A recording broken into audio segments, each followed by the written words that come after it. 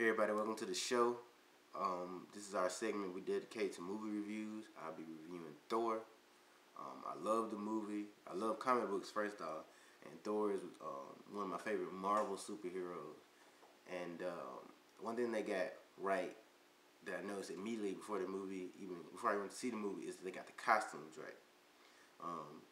I hate when they have when they try to make the costumes look like the comic and it looks goofy instead of the way it's actually supposed to look. But they nailed this. The costumes look great. The character designs are great. The world looks magnificent. I love Thor's outfit. I love Idris Elba's character, Heimdall. His outfit was really cool. And I love Anthony Hopkins' character, Odin. His outfit is really cool in full armor.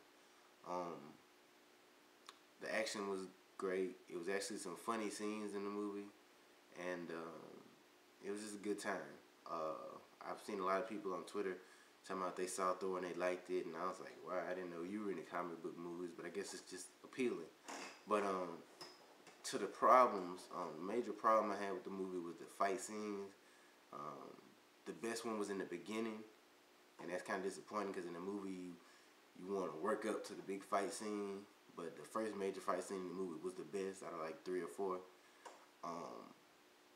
Another major problem I had was there's a fight scene between a character called the Destroyer and Thor, and it was disappointing to me. You might not be disappointed if you want to see it because you probably know who the Destroyer is, but I know who the Destroyer is, and I thought definitely matter of fact, I thought when they brought the Destroyer in, I was like, man, that's kind of a big, villain to put in just the first movie.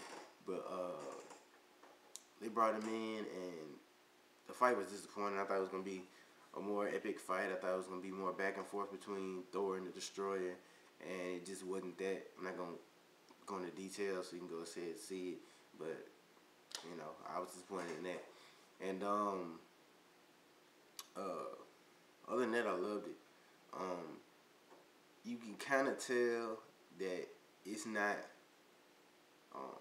When you see it, you think, oh well, they probably make another one, but they probably won't. They're making an Avengers movie, which is like the team of superheroes, and it's introducing Thor to you, so you'll already know who he is in the movie, the Avengers movie, and introducing the villain Loki, because I hear he's gonna be the villain in the Avengers movie also. But it was a good introduction to the character of Thor for people who don't know who he is. They crammed a whole bunch of years of comic books legend about Thor into one movie, but they did it good. They did it very well because, like I said, you probably won't see another individual Thor movie, so they crammed a lot of information in there so you really get to know who he is and about the history of Thor. But it was a great movie. The only spoiler I'm going to give, I feel is necessary because it's just a great example of how good the movie was.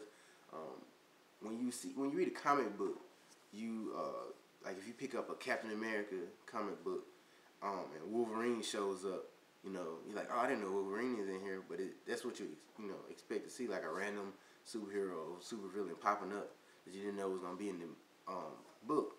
Well, they haven't really been doing that at all in the movies. They might mention somebody or mention, like I think in one of the Batman movies they mentioned Metropolis, which is where Superman's from, but I don't think they actually mentioned Superman. You definitely didn't see Superman in the movie.